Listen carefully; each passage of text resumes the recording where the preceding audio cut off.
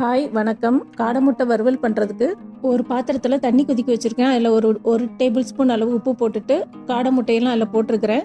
இதில் மிதக்கிற காடை முட்டையெல்லாம் வெளியில் எடுத்துடுறேன். ஏன்னா அதெல்லாம் கெட்டு போனது, ரொம்ப நாள் ஆன காடை முட்டை. மீதி எல்லாத்தையும் நல்லா பாயில் பண்ணிவிட்டு ஒரு குளிர்ந்த தண்ணியில் ட்ரான்ஸ்ஃபர் பண்ணி வச்சுக்கிறேன். முட்டை நல்லா ஆறின உடனே எடுத்து இந்த மாதிரி உடச்சிக்கலாம். முட்டையோட ஓடெல்லாம் ரிமூவ் பண்ணிவிட்டு எல்லா முட்டையும் ஒரு பவுலில் எடுத்து வச்சுக்கிறேன். முட்டை வேக வைக்கும்போது உப்பு போட்டு வேக வச்சதுனால இந்த மாதிரி நல்லா ஸ்மூத்தான முட்டையாகவே கிடச்சிடும். வறுவல் பண்ணும்போது அந்த மசாலாலாம் உள்ளே இறங்குறதுக்காக இந்த மாதிரி ஃபோர்க்கை வச்சு குத்தி விட்டுக்கிறேன்.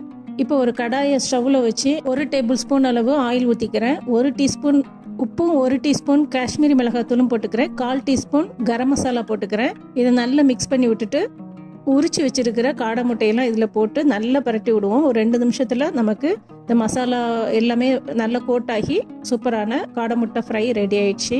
இந்த வீடியோ பிடிச்சிருந்தனா லைக் பண்ணுங்கள், சப்ஸ்கிரைப் பண்ணுங்கள்.